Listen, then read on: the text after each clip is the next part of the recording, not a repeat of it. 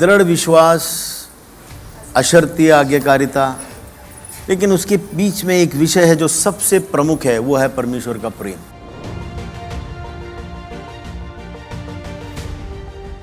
पहले कुरिन्थियों 13वें अध्याय के 13वें पद में लिखा है, पर अब, मेरे साथ बोलिए, पर अब विश्वास, आशा और आगे क्या है?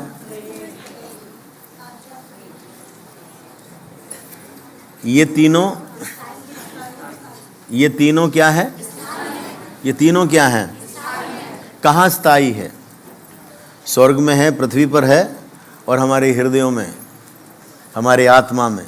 बोलिए, मुझ में स्थायी है, मुझ में चिरस्थायी है। लेकिन इनमें सबसे बड़ा क्या है? प्रेम। 14वें पद के पहले पद को भी पढ़ेंगे। हाँ, जोर से पढ़िए। प्रेम का क्या करो? इसका क्या मतलब है? ये अनुकरण का क्या मतलब है? कोई सामने यहाँ करके बताएगा भाइयों में, ये अनुकरण क्या होता है? अनुकरण का क्या मतलब है? प्रेम का पीछा करो, वही तो है ना? उसके पीछे चलो। किसके पीछे चलना है? प्रेम के। हम किसके पीछे चलते हैं? ये जीवन की दौड़ किस लिए लगाते हैं अधिकतर पृथ्वी में, बताएं? हाँ, करेक्ट। प्रभु आपको आशीष दे। कोई इनाम होता मैं देता आपको आज, सच में। अरे संसार में तात्कालिक चीजों के पीछे पीछे भागते। परमेश्वर का वचन कहता है किसका अनुकरण करो? प्रेम का अनुकरण करो। क्यों? क्योंकि परमेश्वर कौन है? परमेश्वर कौन है? अगर हम उसका अनुकरण करेंगे तो फिर पैसे के पीछे भागने की आवश्यकता है? नहीं। फिर और विषयों के पीछे भागने की आवश्यकता है? नहीं। अगर परमेश्वर प्रेम है तो हम किसका अनुकरण करेंगे? प्रेम का। लिखा है प्रेम का अनुकरण करो और आत्मिक वरदानों की भी धुन में रहो, विशेष करके ये कि भविष्यवाणी करो। इसका मतलब आत्मिक वरदानों से भी बढ़कर क्या है? और उसके प्रेम में ही आत्मिक वरदान है। परमेश्वर से हटके कोई वरदान है नहीं।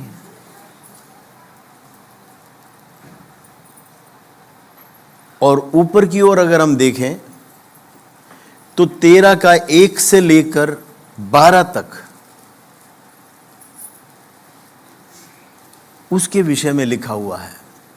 चाहे मनुष्यों की, स्वर्गदूतों की, चाहे कितने भी भाषा बोलूं और प्रेम ना रखूं तो क्या है? आज परमेश्वर आपके हृदयों से बात कर रहा है। सबसे बड़ा क्या है? प्रेम। और प्रेम अशर्तीय है। प्रेम क्या है? अगर प्रेम अशर्तीय है तो आज्ञाकारिता भी अशर्तीय होगा। अगर प्रेम अशर्तीय है तो विश्वास दृढ़ होगा, क्योंकि हमारे विश्वास को जीवन देने वाला पवित्र आत्मा प्रेम है। कितने बोलेंगे ऐसा ही हो? आपको संसार में सबसे अधिक अलग और पृथक करने वाला परमेश्वर का प्रेम है।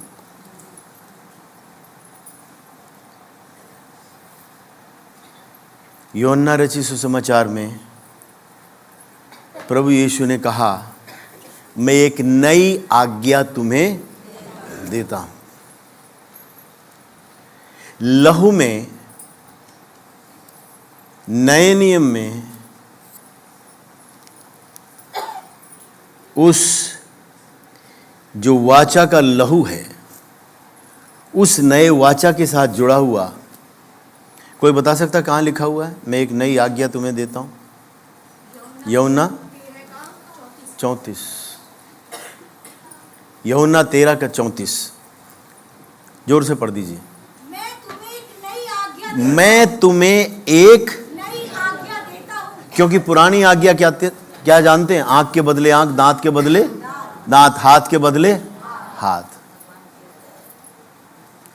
उस व्यवस्था के वश से सर्व सृष्टि के स्वामी ने, पवित्र प्रभु यीशु ने अपने प्रेम में मेरे और आपके लिए अपने प्राण को देकर उसमें से हमेशा के लिए हमें मुक्त कर दिया है। कोई है जो बोले ऐसा ही हो? और वो कहता है कि मैं तुम्हें एक नई आज्ञा। ये नई आज्ञा क्या है? एक दूसरे से प्रेम रखो। किससे? एक दूसरे से। नहीं, परमेश्वर से प्रेम रखो। हाँ? एक दूसरे से। ये एक दूसरा कौन है? आप तो यहां मिले, लेकिन आप यहां आकर मिलने से पहले किससे मिलकर आए थे? जोर से बोलिए, नाम लीजिए ना। हाँ बोलो। हाँ, बच्चों से पहले भी तो कोई था। वो कौन था? हाँ हाँ, आपके पति। बच्चों से पहले भी तो कोई था। भाइयों जो शादीशुदा हैं, कौन है? आपकी पत्नियां। और उनसे पहले भी कोई थे। वो कौन? आपके माता पिता। और उनसे पहले भी कोई थे। वो कौन? दादा दादी, नाना नानी। हाँ या नहीं? उसके बाद चाचा चाची, मामा मामी, ये सब हुए। लेकिन हाँ, एक कड़ी है जो पृथ्वी को स्वर्ग से और स्वर्ग को पृथ्वी से जोड़ते हैं। कोई बता सकता है वो क्या है? प्रेम। प्रेम, बोलिए प्रेम। ये प्रेम क्या है? आजकल लड़के लड़कियां बोलते हैं मुझे प्यार है। क्या है? क्या है? हाँ, अगर फोन का जवाब नहीं दिया तो खड़े हैं पत्थर क्या या कुछ और लेकर खड़े हैं। कहते आज इसे मारूंगा। मैं 3 दिन से वो क्या बोलते हैं, क्या कर रहे हैं? टेक्स्ट। वो जवाब नहीं दे रहा। मैं पूछता हूं ये प्रेम है या ये कुछ और है? हाँ? अरे प्रेम ने बलिदान दिया, प्रेम ने अपने आप को गला दिया, प्रेम ने अपने आप को कुर्बान कर दिया। प्रेम ने मेरे और आपके गलतियों को, कमियों को, छिछी को, लाछन को, बदबू को, ईर्ष्या को, जलन को, क्रोध को, विरोध को, बदले की भावना को, एक दूसरे के साथ जो तुलना और प्रतियोगिता, निंदा,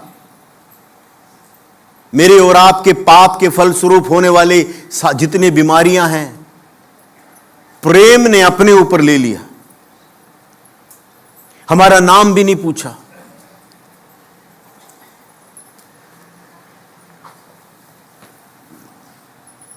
रोमियो 5 उसके 8 में क्या लिखा है? जरा जल्दी से पढ़ दीजिए। परंतु परमेश्वर हम पर अपने प्रेम की भलाई इस रीति से प्रकट करता है कि जब हम क्या थे? पाप से नफरत करने वाला, पाप से कोई रिश्ता नहीं है, पाप जिसके पास आ नहीं सकता। 2 कुरिन्थियों 5वें अध्याय उसके 20, 21, 22 जरा पढ़ दीजिए। 20, 21। हाँ, हम मसीह के राजदूत हैं। अगर आप लिख सकते हैं लिख लीजिए। आगे चलिए। मानो परमेश्वर हमारे द्वारा हाँ, विनती कर रहा है। क्या? हम परमेश्वर की ओर से निवेदन करते हैं जी, कि परमेश्वर के साथ मेल मिलाप कर लो। एक एक जन जिन्होंने प्रभु यीशु की नए आज्ञा को अपनाया है कि मैं तुम्हें एक नई आज्ञा देता हूं, तुम एक दूसरे से क्या करो? प्रेम रखो। वो आपको एक संदेश बना रहा है। किसके साथ मेल मिलाप का? अगला पद पढ़िए। जो पाप से अज्ञात था, जो पाप से क्या था? अज्ञात था। ये कौन है? यीशु। वो जगत का सृष्टिकर्ता। उसी को उसने, पिता ने हमारे लिए क्या ठहराया? पाप ठहराया और कि हम उसमें हम किस में होकर होकर क्या करें? परमेश्वर की धार्मिकता बन जाए। जिसने पाप को जाना नहीं, जो पाप से अज्ञात था, जिसका खून में कोई पाप नहीं, कोई दाग नहीं, कोई मलिनता नहीं, जिसने कभी कोई पाप नहीं किया, जो स्वर्ग में विराजमान सबसे पवित्र अवस्था में, वो उस सारे स्वर्ग के सिंहासन को छोड़कर, अधिकार को छोड़कर सृष्टि का रूप ले लिया। ये खोल जो मेरे और आपका है, वो उसमें देह में होकर आया, ताकि वो मेरे और आपको, आपका उद्धार का टोकन बन, उद्धार का प्रतीक बन। सिर्फ पाप क्षमा के लिए नहीं, हमें अपने स्थान से उठाकर, जैसा यीशु पृथ्वी पर चला, ऐसे ही मुझको और आपको उठाकर खड़ा कर दिया। और वो कहता है संगी वारिस। संगी वारिस का मतलब क्या है? आप जान सकते? कौन सा विषय है जो हमको संसार से अलग करता है? बोलिए ईश्वरीय प्रेम। ईश्वरीय प्रेम।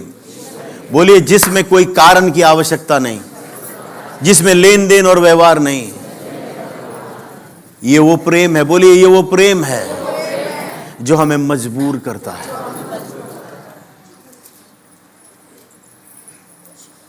जो हमारे प्रेम के, बोले जो हमारे प्रेम के बिल्कुल योग्य नहीं है, जो हमारे दया का, हमारे करुणा का जो बिल्कुल अयोग्य है, उसका प्रेम। जैसे यीशु ने मुझसे प्रेम किया, मेरे लिए अपने आप को दे दिया।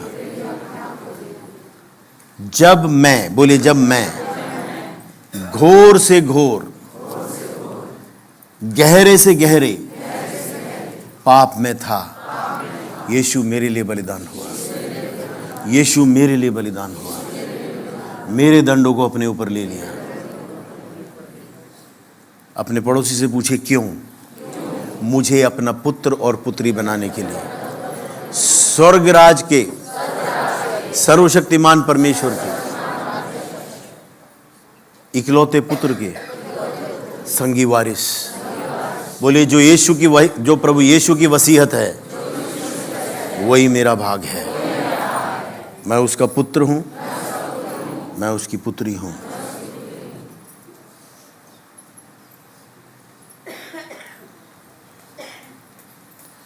अगर आप एक महामंत्री के घर में पैदा हुए होते और एक बहुत बड़े अगर इंडस्ट्रियलिस्ट के घर में पैदा हुए होते, उससे बढ़कर आप यीशु के साथ संगी वारिस हैं, सर्वशक्तिमान। आप उसके पुत्र और पुत्रत्व के अधिकार में चलने के लिए परमेश्वर ने आपको बुलाया है। लेकिन उसका जो ईंधन है, जो हमें बल देता है, जो हमें चलाता है, वो है उसका प्रेम। तो उस प्रेम को पहचाना हुआ एक ऐसा व्यक्ति जिसका नाम शाऊल था, वो पौलुस बना। वो कुछ प्रभु के लोगों को सताने के लिए ऊंचे घोड़े पर बैठा हुआ, सारे अधिकार को लिए हुए, इस पृथ्वी के अधिकार की चिट्ठी को लिए हुए, सबसे ऊंचे ऑफिस की चिट्ठी को लिए हुए वो जा रहा था। उसने कहर मचा रखा था। लेकिन जिसने आपको चुना, उसने उसको भी चुना। उस कहर मचाने के सबसे ऊंचे कगार पर जब वो था, प्राइम, उसके जीवन की मूवी के क्लाइमेक्स में जो सबसे बड़ा फाइनल सीन था, जिसने मेरे और आपके लिए प्राण दिया, वो उसे चौराहे पर मिला। उसने कहा, हे शाऊल, हे शाऊल, तू मुझे क्यों सताता है? यीशु, तुझे गलती हुई। मैं तो उन लोगों के लिए, शाऊल बोल सकता था, मैं उन लोगों को सताने के लिए जा रहा हूं जो इस मार्ग पर चलते हैं। उसने अपने विश्वास, अपने रीति रिवाज के विरोध में उनको समझा।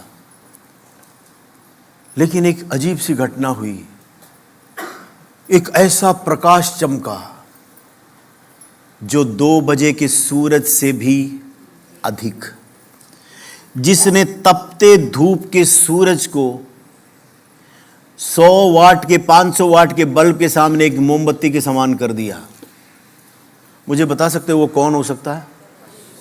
जिसने आकाश और पृथ्वी की रचना की, जिसने प्रकाश को उपजाया। आप सोच कर देखिए, 2 बजे के तपते धूप को पौलुस कहता है प्रेरितों के काम के अंदर, उसके 26-27 को आप घर जाके पढ़ के देखना। वो कहता है तपते धूप में 2 बजे के दिन में वो सूरज एक मोमबत्ती के समान हो गया। बिना किसी के कहे, बिना उस घोड़े के झटके, वो घोड़े से नीचे गिर पड़ा। उस प्रकाश को देखने के बाद क्या ये आंखें सही सलामत रहेंगी? नहीं।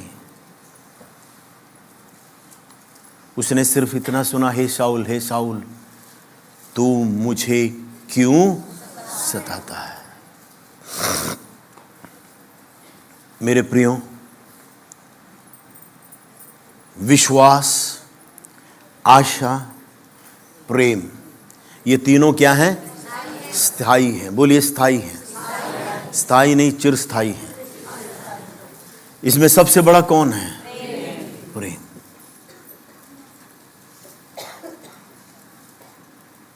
वो जो शब्द बोले थे,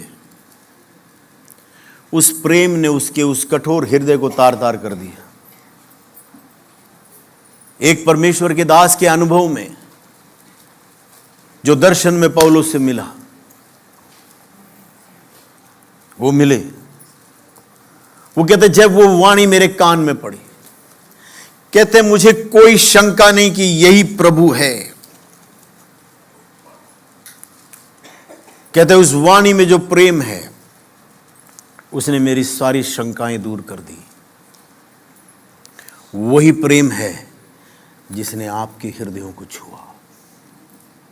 लेकिन इस राह में चलते चलते हमें पता भी नहीं चलता कि हमारे मन और हृदय के भागों को कैसे आज प्रभु यीशु उस नए आज्ञा को आपके जीवन में स्मरण करा रहा है।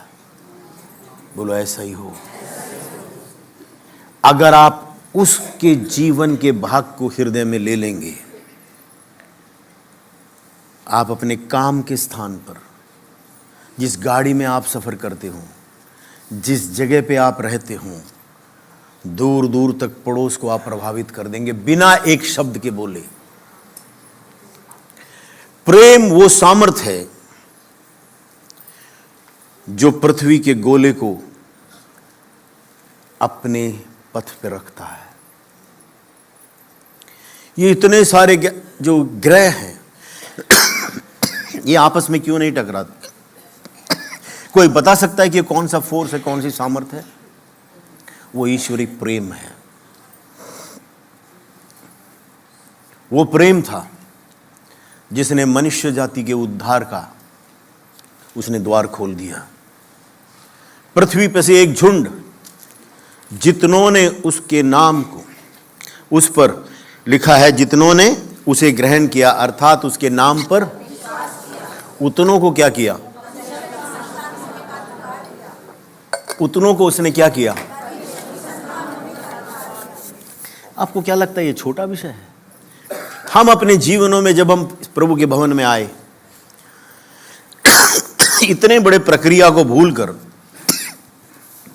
हम उसको, इस जीवन की अस्थाई विषयों को खोजने के पीछे लग जाते हैं।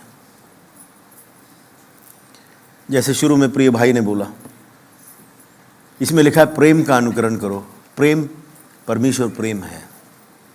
हम औरों के पीछे नहीं। इस संसार में 2 प्रभाव कार्य करते हैं, एक अच्छी, एक बुरी। बुरे का काम है आपके रास्ते को भंग करना नहीं है। जैसे रेल की 2 पटरियां साथ होती हैं, उसी तरह से एक दूसरी पटरी लगा देता है और हम आराम से, पता भी नहीं चलता हम उस पर कब आ गए। उसका नाम भरमाने वाला। उसका नाम क्या है? बोलो, अब मैं इस घड़ी से, इस पल से किसी भरमाने में आने वाला नहीं। हाँ, विश्वास और आशा, प्रेम सबसे बड़ा प्रेम है। जो पाप से अज्ञात था, वो मेरे लिए पाप बन गया। मेरे दंड को लेकर, मेरे दुखों को लेकर, मेरे अधर्मों को लेकर वो मेरे स्थान पर बलिदान हो गया। वो पवित्र लहू जो स्वर्ग का जीवन है उसने मेरे लिए बहा दिया।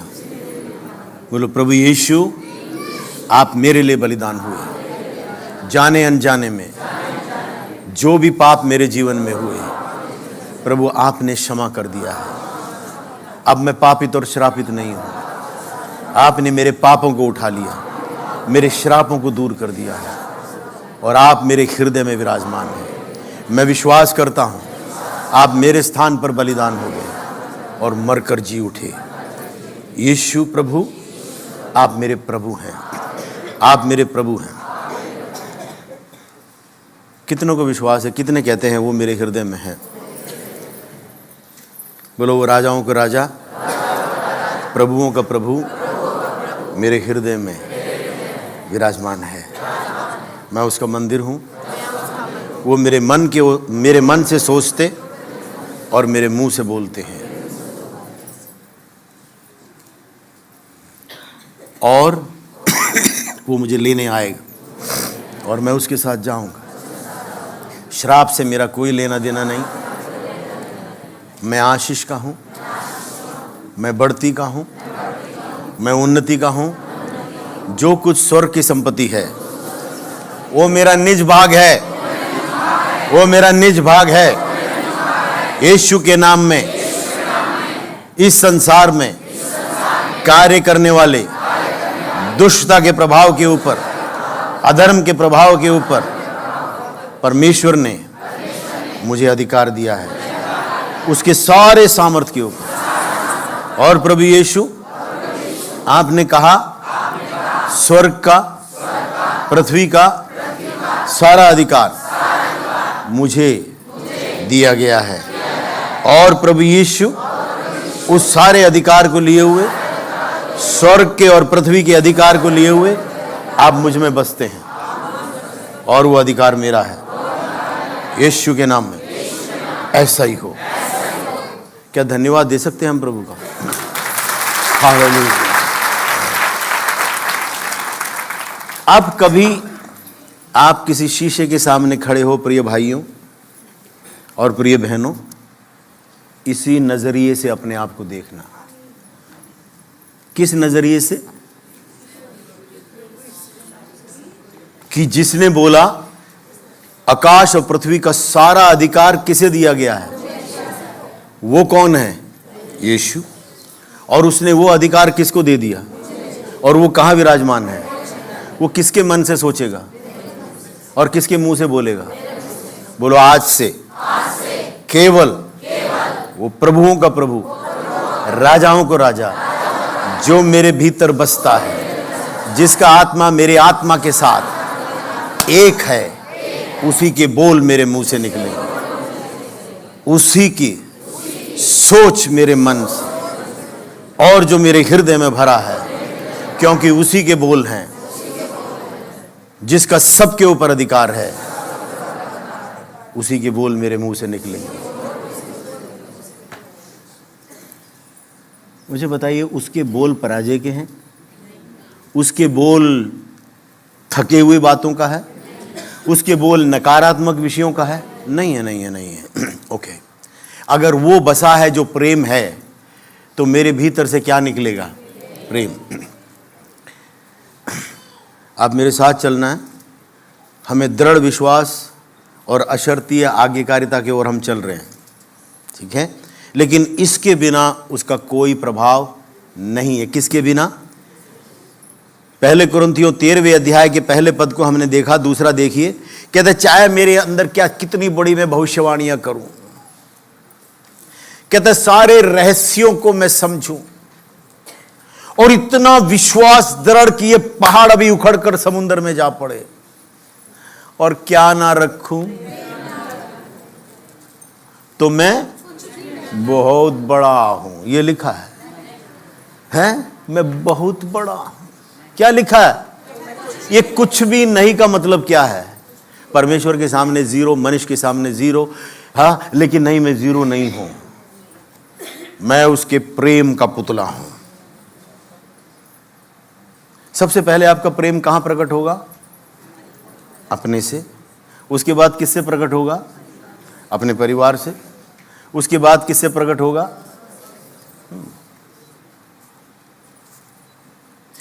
लेकिन जिसके साथ सबसे अधिक रगड़ खाते, पति का पत्नी, पत्नी से पति से, भाई का बहन से, चाचा का भतीजे से, मामा मामी, जहां अन्याय सहे हो, बहुत मुश्किल है। एक दिन रिश्ते की बात तो छोड़ो, मेरे एक फोड़ा हुआ आज से 34 वर्ष पहले। मुझे महीना याद है, मुझे वर्ष याद है। बुखार हो गया, 3 दिन हो गया और मैं हाय हाय कर रहा हूं। अचानक मुझे स्मरण आया कि प्रभु यीशु के पीठ पर जो कोड़े पड़े थे, उसमें से उन 9 लटों के कोड़ों में से जो एक जख्म उसके पीठ पे हुआ, उसने कोई पाप नहीं किया था। उसने उसको, प्रभु यीशु ने उसे कमाया नहीं, सिर्फ मेरे और आपके लिए। उस पाप की कमाई से जो बीमारियां आई, उसकी कीमत को हमेशा के लिए, उस अधर्म से, उस बीमारी से मुक्ति दिलाने के लिए उसने अपने पीठ को उन दुष्टता के प्रभावों को खोल दिया। मैंने कहा प्रभु, वो जैसे मेरे मन में आया कि वो एक कांटा, वो एक जो कोड़े के अंदर जो वो हड्डियां और जो लोहे बंधे थे, मैंने कहा उसमें से एक भी, एक के बराबर भी जहां से मांस उखड़ा, मैंने कहा उतना दर्द तो ये है नहीं। मैं आपको बता नहीं सकता मैं कितना शर्माया, कितनी लज्जा मुझे हुई। मैंने कहा और मैं इतने बड़े हाय हाय कर रहा हूं और उसी समय दर्द गायब हो गया। मेरे प्रियो, वो परमेश्वर प्रेम है।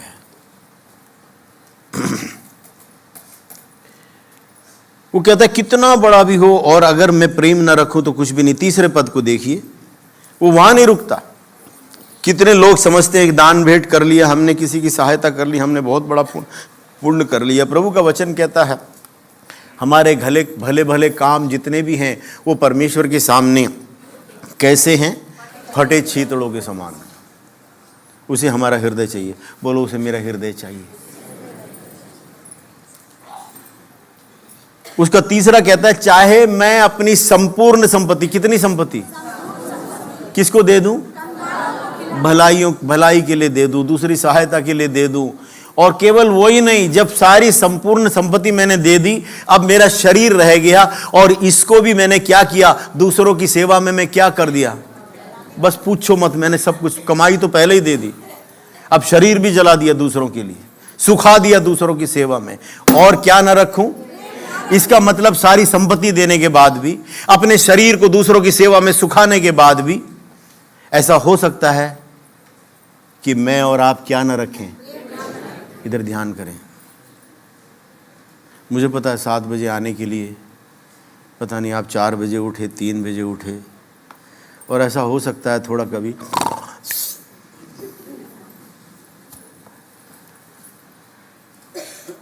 लेकिन नहीं। बोलो, प्रभु का प्रेम मुझे बिल्कुल जागृत करता है। लिखा जनाले के लिए भी दे दूं चाहे तो, और प्रेम न रखूं तो। इससे पहले कहता है कि मैं कुछ भी नहीं हूं। उससे पहले कहता मैं झंझनाती झांझ, खाली बर्तन। अब कहता है कि मुझे कुछ भी लाभ नहीं है। क्या आप ऐसा धंधा करना चाहते हैं, ऐसा काम करना चाहते हैं बनत जिसमें से आपको कोई लाभ नहीं? जीवन भर प्रभु प्रभु किए और फिर अंत में कोई लाभ नहीं? बोलो, मेरे जीवन में प्रभु का प्रेम बिल्कुल अग्रिम रहेगा। मेरा जीवन प्रेम का जीवन। चाहे मैं शरीर जलाने के लिए ना दूं, चाहे मैं संपत्ति को बलिदान ना करूं, तो अगर प्रेम रखूं तो क्या है? सब कुछ है। एक बात मैं आपको बताऊं, प्रभु यीशु के लिए, जिसने मेरी और आपके लिए अपने प्राणों को दिए, आपका अपने परिवार से जो प्रेम है उसकी दृष्टि में परम है। आज आप समझ लीजिए, एक डबल पीएचडी किया हुआ एक डॉक्टर, दवाई वाला डॉक्टर नहीं, प्रोफेसर, यूएसए में, अमेरिका में, ओहायो नाम की जगह पर, उसकी तिल्ली में, पैनक्रियास में कुछ समस्या हो गई। डॉक्टरों ने सर्जरी की, वो सर्जरी के मेज पर खत्म हो गया। उसने कभी प्रभु का नाम जीवन में नहीं सुना, उसने कोई कलीसिया नहीं देखी, एक सिंहासन, और कहता है साइड से मुझे दिखा, कहता है कोई भी शंका नहीं कि बस यही प्रभु है। कहता मैं चिल्लाया, क्या कोई है जो मुझे बचा सके? कहता वो जो रूप जो उस सिंहासन पर था, उसका सिर ऐसे घूमा और कहता है मैं समझ गया अगर कोई है तो यही प्रभु है। कहता है मुझे कुछ बातें बताई। उसने कहा ठीक है, मैं तुझे फिर से पृथ्वी पर भेज रहा हूं। नंबर 1, तू अपने परिवार से प्रेम करेगा। क्या? ऐसे और कुछ विषयों को बताया कि जिन लोगों का कोई नहीं है तो उनकी सहायता करेगा। बाकी 5 विषयों में से आगे मैं कहीं नहीं जा रहा हूं। उसने कहा अपने परिवार से प्रेम कर। क्या यीशु ने अपना परिवार जो मैं और आप हैं हमारे लिए अपने प्राण नहीं दिए हैं? तो उससे कम आशा वो नहीं करता। किसी आशा की, किसी भी चीज की जरूरत नहीं, ये स्वचालित है, ये स्वाभाविक है।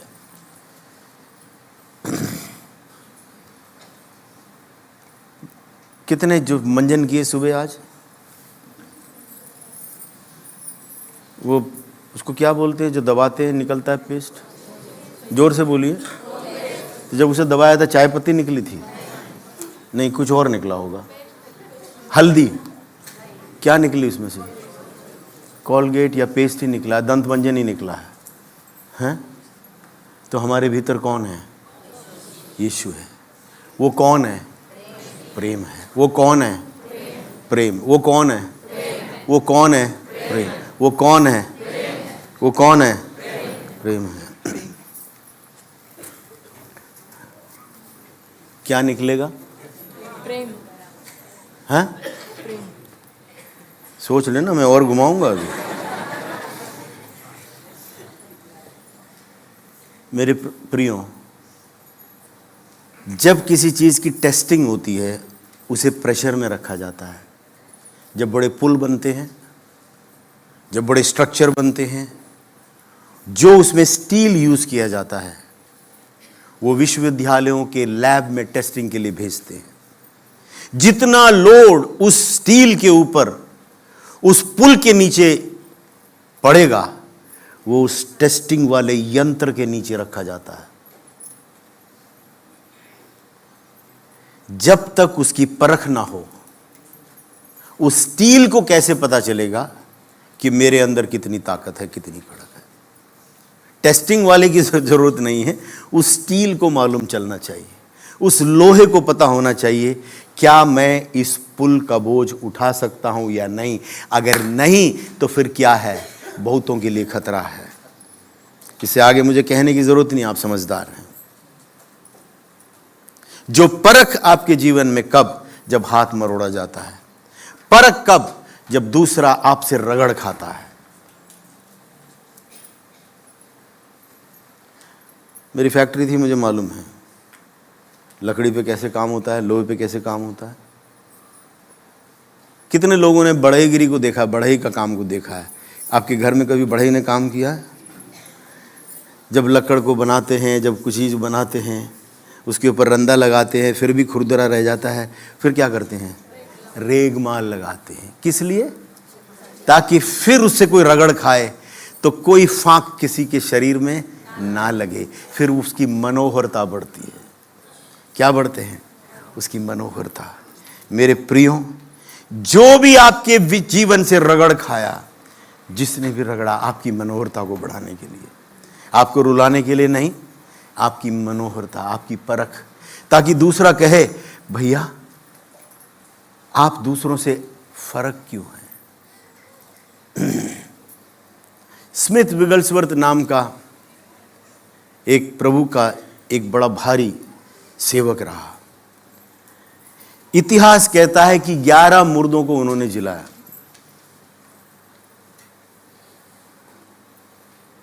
लेकिन प्रभु के अनुग्रह में आने से पहले बहुत गुस्सैल थे, बहुत कड़क। प्लम्बर का काम करते थे, पैसा अच्छा कमाते थे, गुस्सा बहुत था। कि पत्नी प्रभु में जाती थी। एक दिन उसने कहा, अगर आज तू गई उस रात की सभा में, मैं दरवाजा नहीं खोलूंगा। और ये बात किसी गर्मी प्रदेश का नहीं है, ठंडी जहां बर्फ पड़ते थे। उसने कहा, ऐसा है, मैंने शाम का सब आपका खाना बनाया, ये सब है, सब कुछ ठीक कर दिया है, कपड़े धुल गए हैं, कल सुबह के नाश्ता की मैंने सारी तैयारी की।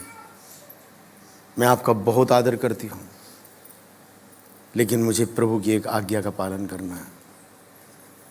वो चली गई, गुस्से में दरवाजा बंद। रात में बर्फ पड़ी। आप कभी बर्फ में बाहर खड़े हुए हो? नहीं। रात को खर्राटे भर के सो गए प्रिय भाई। उसे याद ही नहीं रहा कि मैंने दरवाजा भी बंद किया था। वो ढूंढने लगा, मेरी पत्नी कहाँ है। जाके दरवाजा खोला धम, तो देखा एक काले रंग की एक पूटली सी अंदर को आके गिरी। जो ओवरकोट उसने पहना था, रात भर बर्फ में दरवाजे के बाहर वो चुपचाप लेटी रही। एकदम से वो बंडल खुला, वो गठरी खुली, वो उठ खड़ी हुई, बोले, हैं इतनी देर हो गई, मैं अभी नाश्ता लगाती हूं, अभी पानी गर्म कर दिए देती हूं। मेरे प्रिय भाइयों बहनों, सुन रहे हो?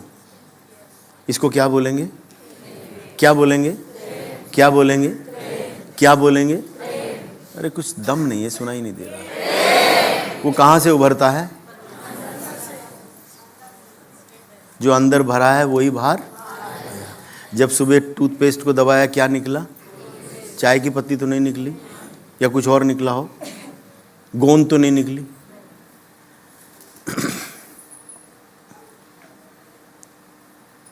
मुझे बताइए, उस पति के जीवन के अंदर ऐसा कार्य हुआ, उसने ऐसा विश्वास किया प्रभु में कि उसके तुल्य बहुत कम परमेश्वर के दास लोग रहे हैं।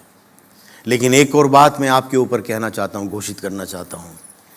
आप जिस सदी में, जिस समय में बैठे हो, आपके 10 साल के, 11 साल के, 7 वर्ष के बच्चे भी उठकर भविष्यवाणी करेंगे उनके द्वारा। इसलिए परमेश्वर इस वचन को आपके जीवनों में दे रहा है। आपके जीवनों में जो आप माता पिता हैं, जो बड़े हैं, आपके भीतर से उभरते हुए उस प्रेम का दर्शन, उस प्रेम का अनुभव आपकी पीढ़ियां करें, ताकि वो बहुतों के आगे जो उन दासों ने किया, उससे बढ़कर वो आपकी पीढ़ियों को उपयोग करना चाहता है। और सब ने कहा ऐसा ही है। ये आने वाले 5 वर्षों में परमेश्वर ऐसे ऐसे छोटे छोटे बच्चों के मुंह के द्वारा बड़े बड़ों के विषयों के सामने, बड़े बड़ों के जो उलझे हुए विषय हैं, उनका जो परमेश्वर के जो परामर्श है, जो सुझाव है, वो उनके मुंह से निकलेंगे। वो दर्शन देखेंगे, वो चलते चलते किसी को छुएंगे, वो चंगे हो जाएंगे। लेकिन उसका आरंभ कहां से होगा? कहां से होगा? कहां से होगा? बोलो, मेरे से। मेरे भीतर जो प्रेम बसता है। बोलो, हे प्रभु, मेरे हृदय से आप बात कर रहे हैं, आप मुझसे बात कर रहे हैं। आपके आगे मैं समर्पित हूं। आप वही हैं जिसने कहा, हे शाऊल, हे शाऊल, तू मुझे क्यों सताता है? 9 सेकंड में उस व्यक्ति का जीवन बदल गया और उस प्रेम से वो कभी वापस नहीं लौटा। आपकी पीढ़ियों को वो उभार रहा है और आप अत्यधिक आशीष के भाग बनने जा रहे हैं। आप अपने इलाके में, आप केवल अपने परिवार में नहीं, वो प्रेम जो आपके भीतर है वो आपके पड़ोस में लोगों को खींच ले आएगा। आपके काम के स्थान पर आपको बिल्कुल पृथक दिखाएगा और आप बहुतों के लिए बहुत भारी आशीष के कारण अनुकंपा का भाग आप होंगे। बोलो ऐसा ही हो। चौथे पद को देखिए। प्रेम धीरजवंत है और कृपाल है। प्रेम क्या नहीं करता? प्रेम अपनी बड़ाई नहीं करता। अब एक काम करेंगे, इसको ऐसे रहने दीजिए। उस प्रेम की जगह बोलिए मसीह धीरजवंत है। बोलो यीशु धीरजवंत है। बोलो मसीह कृपाल है। बोलो यीशु डा नहीं करता। यीशु अपनी बड़ाई नहीं करता। यीशु फूलता नहीं है। अगर मेरे भीतर यीशु हो तो मैं कैसे फूलूं? अगर मेरे भीतर जो है वो मसीह है तो मैं धीरजवंत कैसे ना होऊंगा? आप समझ पा रहे हैं मेरी बात? अगर प्रभु यीशु ने अपनी बड़ाई नहीं की तो मेरे अंदर से बड़ाई कहां से निकलेगी? इस पहले कुरिन्थियों 13वें अध्याय के अंदर जहां प्रेम है, आप वहां पर यीशु लिख दीजिए, मसीह लिख दीजिए। अगला पद देखिए। वो कहता है कि यीशु अनरीति नहीं चलता। यीशु अपनी भलाई नहीं चाहता। मसीह झुंझलाता नहीं। मसीह बुरा नहीं मानता। अगला पद देखिए। वो कहता है यीशु, वो मसीह कुकर्म से आनंदित नहीं होता। मसीह सत्य से आनंदित होता है। अगला देखिए। सब बातें, कितनी बातें सहता है और सब बातों की क्या प्रतीति रखता है, और वो सब बातों की आशा रखता है। और यीशु सब बातों में धीरज धरता है। 8वां, मसीह कभी टलता नहीं। यीशु कभी टलता नहीं है। भविष्यवाणियां हो, भाषाएं हो, ज्ञान हो, वो मिट जाएगा। मेरे प्रियो 11वां पद देखिए। लेकिन, हाँ बोले लेकिन, जब मैं बालक था बालकों के नाई बोलता था, बालकों सा मन था, बालकों सी समझ थी, परंतु अब मैं सयाना हो गया हूं। बालकों की बात मैंने छोड़ दी है। पहले कुरिन्थियों 3 अध्याय में जरा आएंगे जल्दी से। ये बालकपन है क्या? ये बालकपन है क्या?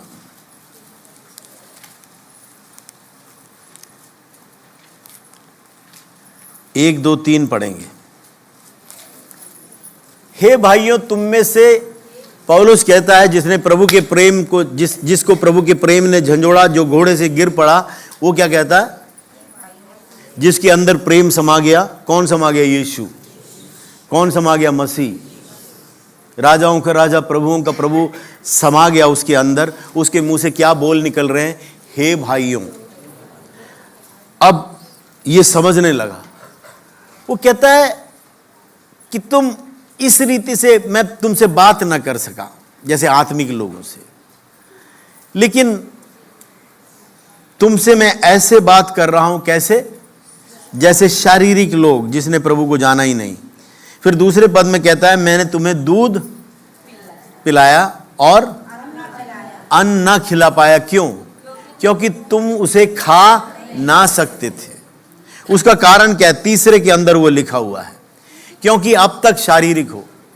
क्या है? आत्मिक नहीं है, अभी भी शारीरिक है, मन के स्वभाव के चलते हैं। क्या है? अब भी तुम में क्या है? ईर्ष्या है, जलन है, झगड़ा है, और मनुष्यों किसी भाषा बोलते हैं। ये मनुष्य की भाषा से अलग है हमारी भाषा। बोलिए, हम जो प्रभु में विश्वास करते हैं, हम जिन्होंने यीशु के लहू से छुटकारा पाया है, मेरे बोल अलग हैं, मेरे बोल अलग हैं, मेरे बोल अलग हैं, अलग हैं। बहुत वर्ष पहले की बात है। एक परमेश्वर का संतान जो प्रेम से भरा हुआ, जो जानता था मेरे अंदर कौन है, चलता हुआ जा रहा था। उसके पास घड़ी नहीं थी। राह चलते से उसने पूछा, भाई समय क्या हुआ? वो थोड़ा आगे चल रहा था, वो एकदम फिरकी की तरह घूमा। कहता, आपने मुझे भाई कहा? उसकी आंखें भरी आई। कहता, आपने मुझे भाई कहा? आपको क्या लगता? उसने कहा, ए भाई, क्या टाइम हुआ? ना, जब यीशु का प्रेम अंदर से, चाहे समय ही पूछा हो, उसने उसको, उस प्रेम ने उसे गिरफ्त में ले लिया। वो कहता है, मेरे घर में भी इतने प्रेम से मुझे किसी ने एड्रेस नहीं किया। कहता, आपके भाषा में, इस भाई में क्या विषय है? कहता, मेरा हृदय उछल गया। ये कैसा प्रेम है? ऑल इंडिया मेडिकल इंस्टीट्यूट के सामने की बात है। वो दोनों उस पटरी पर बैठे। उसने बताया, ये मेरा कोई खूबी नहीं, एक है जो मुझ में बसता है, उसका नाम है प्रेम। मैंने तो ऐसे ही बोला, मैं तो समय पूछ रहा था आपसे। वहीं घुटने टेके उसने कहा, मुझे भी ये चाहिए। कोई है जो कहे ऐसा ही हो? 1989 6 अप्रैल, मैं ट्रेन में चला आ रहा था।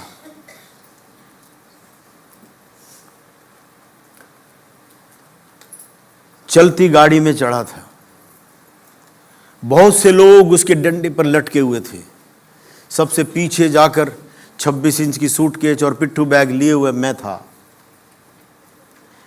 गाड़ी ने प्लेटफॉर्म छोड़ दिया, तेजी पकड़ ली, खंबे आ रहे थे। एक पल को लगा, क्यों, अब मेरे हाथ छूटने वाले थे। कोई भी भीतर नहीं जा रहा था। मैंने कहा, यह हाथ छूटा और मैं अभी गिर जाऊंगा। मेरे प्रियो, हो सकता है आप चलती गाड़ी में भी चले हों। उस जो आपको लगेगा कि मैंने गलती की है, अगर भीतर यीशु है, वो भी उसकी योजना है।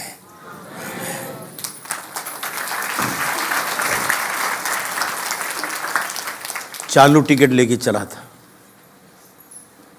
जब मुझे लगा कि मेरा हाथ छूट जाएगा और गिर जाएगा, उसी वक्त इस हाथ के ऊपर एक हाथ आ गया। मैंने देखा, ये किसने पकड़ा मेरे हाथ के ऊपर? और उस हाथ की खासियत कि इस हाथ के अंदर से, भीतर से, इस कोने तक एक गर्मी और एक ताकत मुझे महसूस हुआ। और एक हवा के प्रेशर ने मेरे पीछे, मेरे गर्दन के पीछे, मेरे सिर के पीछे, मेरे पीठ, मेरे पैर, मुझे बिल्कुल ऐसा लगा जैसे किसी ने कोई मेरे पीठ के, मेरे पीछे एक ऐसा ही कुछ आ गया। और उस हवा के प्रेशर ने मुझे धकेला और लोग आगे चले गए और मैं अंदर गाड़ी में गिर पड़ा। वहां से खड़ा हुआ मैंने कहा, वाह प्रभु, आपने अपने दूतों को मेरे निमित्त आज्ञा दी। उठ खड़ा हुआ, इधर जाकर तो जो सिंगल सीटें होती है ट्रेन के अंदर, लेफ्ट साइड में खिड़की के साथ, वो खाली था, वहां बैठ गया। देखा तो एक व्यक्ति सामने,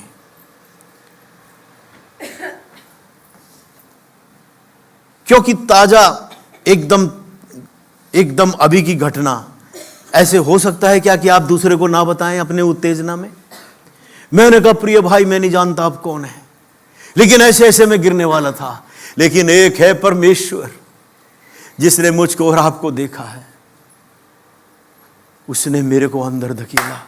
मैं कहने से मैं अपने आप को रोक न सका। परमेश्वर भला है, ओ वो भला है, उसके पास भलाई के सिवा और कुछ नहीं। मायूसी की अवस्था में वो देखने लगा। मुंह बिल्कुल काला पड़ा हुआ, दाढ़ी ऐसी बिखरी हुई, बाल बिखरे हुए। मैंने सोचा उसका रंग ऐसा ही होगा।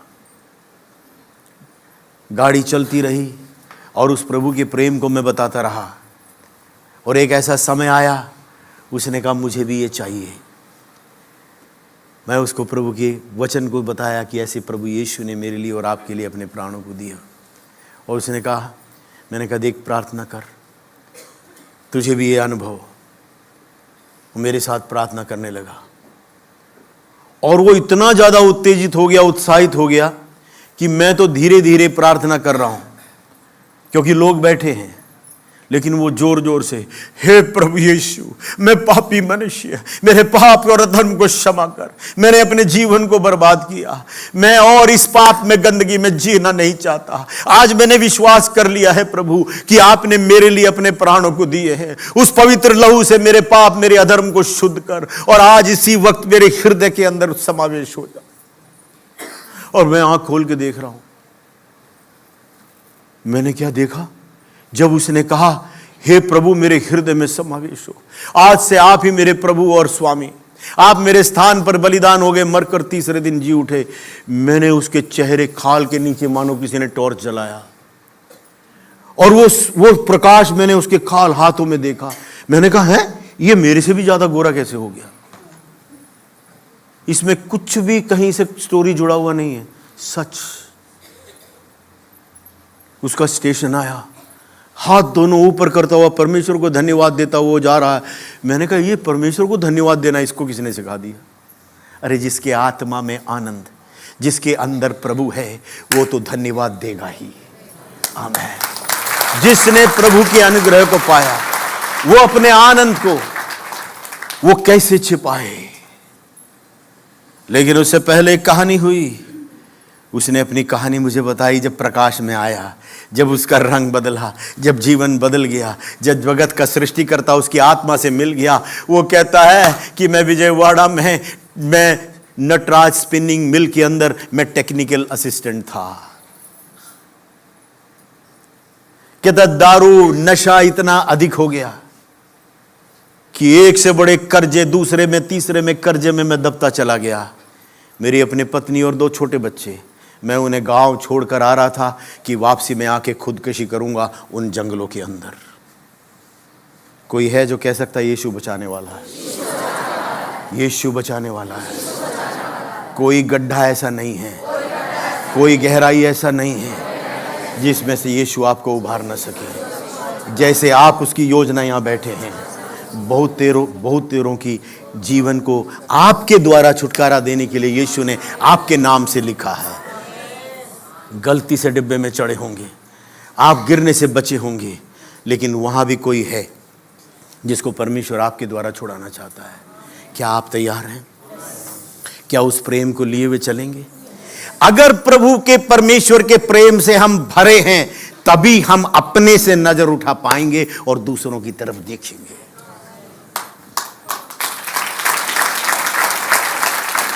अगर यीशु अपने तरफ देखता, वो स्वर्ग छोड़कर कभी ना आता। आज वो आपको आह्वान दे रहा है कि आप बहुतों के लिए, उद्धार के लिए चुने हो।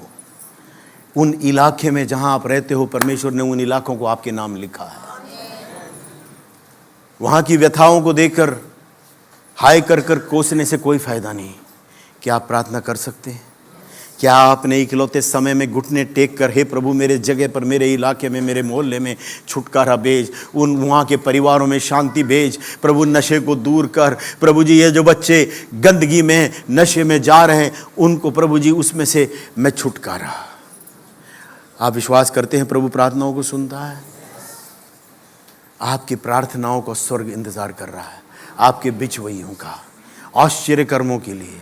अगर आपको पता चले कोई बीमार है, कोई ऐसा है, परमेश्वर ने अगर आपको रखा है, आप अपने इकलौते स्थान पर आप प्रार्थना कर सकते हैं। परमेश्वर आपको अगुवाई देता है तो आप जा सकते हैं। आमीन। अपने मर्जी से, कोई दादागिरी दिखाने के लिए नहीं, लेकिन किसकी अगुवाई में, उसकी वाणी सुनकर। मेरे प्रियो, ऐसे ही आप भी इस भवन में आए, किसी न किसी ने आप तक वचन पहुंचाया। कहानियां खत्म नहीं हुई, वो घर चला गया। एक पत्नी विधवा होने से बच गई, 2 छोटे बच्चे अनाथ होने से बच गए। उस जीवन के अंदर परमेश्वर का राज्य समा गया। कितने हैं जो बोलेंगे ऐसा ही हो? परमेश्वर का राज्य समा गया। वहाँ नशा नहीं है, वहाँ गंदगी नहीं है। एक पल में ऐसे परमेश्वर बदलता है। अंधकार उजियाले में बदल गया। अगला स्टेशन आगे 1 दिन के बाद, 1.5 दिन के बाद आया भोपाल। गाड़ी रुकती है 3 मिनट। एक स्त्री, एक पुरुष उस खिड़की के दरवाजे पर आकर बजाना शुरू कर दिया, बेटा जल्दी उतर, जल्दी उतर। मैंने क्या देखा, एक 10वीं में पढ़ने वाला बालक खड़ा हो गया और उसके पता नहीं माँ बाप हैं, कौन है, वो बुला रहे हैं, वो गाड़ी से उतर नहीं रहा, वो खड़ा हुआ है। उन्हें पता है गाड़ी छूट जाएगी, इसलिए वो खिड़की बजा रहे थे। मैं भी देख के खड़ा हुआ। मैंने कहा बेटा जाता क्यों नहीं? वो मेरी तरफ मुड़ा, आंखों में आंसू लिए हुए कहता है, अंकल मुझे भी ये चाहिए।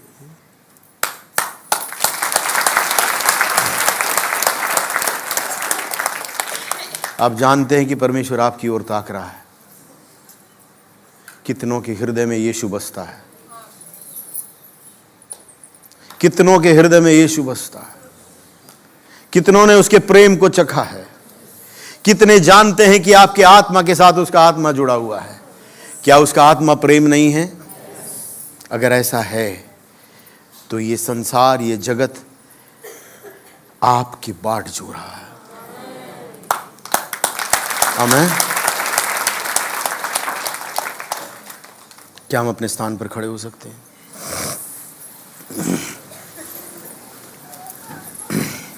क्या आप, जैसे हमने पहले बोला, आप उसकी समानता और स्वरूपता में रचे गए हो? तो आपके भीतर यीशु आ जाए, उसके प्रेम को हृदय में जानिए। उसके प्रेम में सारी गंदगी कैंसिल होती है। क्या आप अपने से बढ़कर, अपने विषयों से, स्वार्थ से बढ़कर एक निस्वार्थ अवस्था में उसकी ओर दृष्टि किए हुए आप बहुतों तक उस वचन को पहुंचाने के लिए तैयार हैं? मेरे प्रियो, मैं आपको इससे पहले कि समाप्त करूं, मैं एक बात बताना चाहता हूं। जो भी मेरा आज संदेश था वो यहीं रह गया।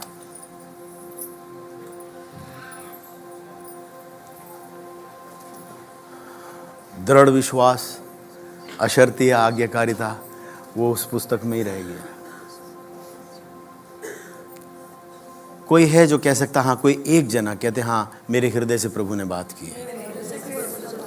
कोई कहता, हाँ आज मेरे को कुछ हुआ है, कुछ एनीथिंग, कुछ कहना चाहते हैं आप? कम। हाँ, मेरे दिल में काफ़ी सारे बोझ हैं जो मैंने किए हैं, उनका पछतावा जो है वो मुझे है कि कई लोग हैं जिन्हें मैंने फॉर ग्रांटेड लिया है। मतलब जो मुझसे प्यार करते हैं, मैंने उनकी इज्जत नहीं की और काफ़ी सारी चीज़ें हैं, उनको मैं समझाऊँ। Can I have the mic please? इस जवान भाई की इस बात को सुनिए। इसमें कुछ तत्व है, इसमें कुछ वजन है। एक मिनट। हाँ, मेरे जीवन में मैंने कई सारी ऐसी चीज़ें की हैं जो सही नहीं थी, किसी के लिए भी सही नहीं थी। जो मुझसे प्यार करते हैं, मैंने उनको फॉर ग्रांटेड लिया। मैंने उनकी आशाएं थी मुझसे, उनको मैंने तोड़ा है, वो मैं जानता हूँ। तो मैं कोशिश करूँगा कि जो आज का वचन है वो मेरे हृदय में काम करे, और वो कर रहा है, और मैं उन सब चीज़ों को बदलूँ जल्द से जल्द। परमेश्वर का प्रेम हमें झंझोड़ता है। वो हमारे प्राण, हमारे मन और आत्मा को अलग करता है। कितने हैं जिस प्रिय भाई ने ऐसे बोला, आपके हृदय में, वे व्यर्थ में हाथ नहीं उठाएं। अगर आपके हृदय से प्रभु ने बोला है तो मैं हाथ देखना चाहता हूं। हाथ उठाए रखे, मैं प्रार्थना करूं। अगर आपके हृदय को, ये नहीं कि आपने कोई गलत किया है, अगर आपके हृदय को प्रभु के वचन ने छुआ है तो हाथ उठाए ऊपर। अगर आपके हृदय में अगर आपको ये वचन भाया है तो हाथ उठाएं। मेरे साथ प्रार्थना करें। बोले, पिता परमेश्वर, आपका प्रेम आपके पवित्र आत्मा के द्वारा आपने मेरे हृदय में डाला। मैं उस प्रेम का मंदिर हूं, उस प्रेम का वाहन हूं। आप मेरे मन से होके सोचेंगे, आप मेरे मुंह से होके बोलेंगे। मैं अपने लिए नहीं, आपके वचन और वाणी को लिए हुए, बहुतों के छुटकारे के लिए। बहुत से परिवार जो बिगड़े हुए हैं, जिसमें फूट और विधर्म है, जिसमें मेल मिलाप नहीं है, आपने मुझको चुना है। बहुत से टूटे हुए घर, बहुत से बुराई में फंसे हुए अवस्थाओं, आपका प्रेम आज मुझे झंझोड़ रहा है। प्रभु, आज मैं अपने जीवन को समर्पित करता हूं कि आपकी वाणी, आपके शब्द मेरे मुंह में भर दीजिए प्रभु। मैं जहां कहीं भी आप प्रेरणा देंगे, आपका प्रेम बहुतों को छुएगा। हे स्वार्थ दूर हो जाए यीशु के नाम। हे प्रभु, कुछ समय के लिए भूल से मैं अंधा हो गया था, मुझे अपने अलावा कोई दिखाई नहीं देता था, लेकिन आज मैं आपके प्रेम को देखता हूं, मैं आपको अनुभव करता हूं। आपकी बड़ी करुणा, आपकी बड़ी दया जो मुझ पर हुई, मैं उसके लिए धन्यवाद देता हूं। प्रभु आपका धन्यवाद, प्रभु आपका धन्यवाद। आपकी इच्छा मेरे जीवन में, मेरे जीवन के द्वारा पूरा होने पाए यीशु के नाम में। ऐसा ही हो, ऐसा ही हो, ऐसा ही हो, ऐसा ही हो। Thank you my friend, thank you. मैं औरों को, मुझे मालूम है बहुतों के होठों पे आज ये गवाही है, ये विषय है। मैं आप सबको बुलाना नहीं चाहता हूँ, लेकिन अगर आज आपसे प्रभु ने बात किया है, आज एक बदली हुई अवस्था में आप यहाँ से जा रहे हैं, आप एक रूपांतरित अवस्था में जा रहे हैं। जो लोग बिल्कुल भी आपके करुणा और दया के योग्य नहीं हैं, वो आपके जीवन के द्वारा स्पर्शित होंगे। कठोर हृदय बदलेंगे, टूटे परिवार जुड़ेंगे। आप बहुतों के लिए आशीष का कारण है। और सबने कहा ऐसा ही हो। वो बेटा, उसको मैंने हाथ पकड़ा, गाड़ी चलने से पहले उसे दरवाजे पे ले गया। मैंने कहा, पुत्र, अगर तू प्रभु यीशु में विश्वास करे, तू और तेरा घराना उद्धार पाएगा। यही वचन आज आपके लिए है। आप और आपके घराने ने उद्धार पाया है, आपके द्वारा बहुत तेरे उद्धार पाएंगे। बोलिए, ये प्रेम का संदेश मेरे जीवन से कभी अलग नहीं होगा। जिस प्रभु ने मेरा उद्धार किया है, मैं वो चुना हुआ पात्र हूं जो बहुतों के हृदय को स्पर्श करे। यीशु के नाम में ऐसा ही हो। मेरे प्रियो, जब मेरे जीवन में प्रभु का कार्य हुआ, जिस मां को मैं रोज देखता था, जिस दिन 1986 17 मार्च मैं रात को घर पहुंचा, जब मैंने अपनी मां को देखा, जब सुबह उठ के देखा, मेरे अंदर से एक हुचक, ये मेरी मां है। मेरी मां ने मुझे देखा, कहता है, ये ऐसे गया था, ये ऐसे आया।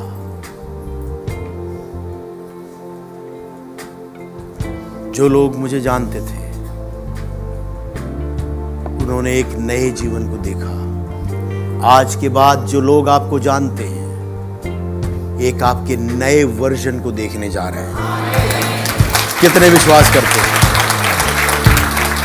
मैं आपके घरों में एक नए प्रकाश को देख रहा हूं। मैं आपके घरों में एक नए जीवन को देख रहा हूं। मैं आपके घरों में कुछ गढ़ों को ढाते हुए, दीवारों को गिरते हुए देख रहा हूं। कुछ घरों में बड़ी भारी मेल मिलाप को देख रहा हूं। कुछ पड़ोस में कुछ लोग एक दूसरे से क्षमा मांगते हुए मैं देख रहा हूं। परमेश्वर आपको एक ऐसा द्वार बना रहा है जिसमें से बहुत तेरे उद्धार में प्रवेश होंगे।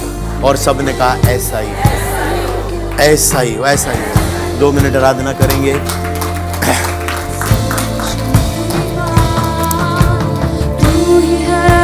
मेरे प्रियो, जैसे ही आपने अपने आप को क्षमा किया, जैसे ही आपने औरों को क्षमा किया, अगर किसी का टूटा हुआ जबड़ा उसी समय चंगा हो सकता है, तो आपके जीवन में भी वो कार्य होने वाला है। एक ऐसा व्यक्ति जिसका एक्सीडेंट हुआ था, जबड़ा टूटा हुआ था, बड़े से बड़े जगहों पर प्रार्थना की, ठीक नहीं हुआ। जब वो उसके अपने पास्टर के पास गया, परमेश्वर की आत्मा ने कहा इसे कह क्षमा कर। टूटा हुआ जबड़े वाला कहता है क्षमा करूं? कहता मैं कभी नहीं कर सकता। उसने कहा प्रभु का आत्मा कहता है क्षमा कर। प्रभु की आत्मा ने उसके हृदय को झंझोड़ा, वो घुटने पर बैठ गया और वो कहने लगा प्रभु मैं उसको क्षमा करता हूं, मैं इसको क्षमा करता हूं, मैं उसको क्षमा करता हूं। उसके आंसुओं को देखकर, उसके मन फिराव को, उसके पछतावे को देखकर वो पास्टर कहता है उसने भी प्रार्थना करना शुरू किया। कहता उस विश्वासी से मैं चिढ़ा हुआ था, मैं उससे और मुझे भी क्षमा कर। और उसने खट सी आवाज सुनी, जानते हो क्या? ना हाथ रखा, ना पैर रखा, ना प्रार्थना किया, वो हड्डी जुड़ गई। बोलो प्रभु यीशु की। परमेश्वर आपको एक प्रेम का, वो जो आपके भीतर है उसका वाहन बजाकर भेज रहा है, केवल हड्डियों की भारी नहीं, हृदयों को जोड़ने के लिए, जीवनों के उद्धार के लिए, नए प्रकाश और रोशनी को उजागर करने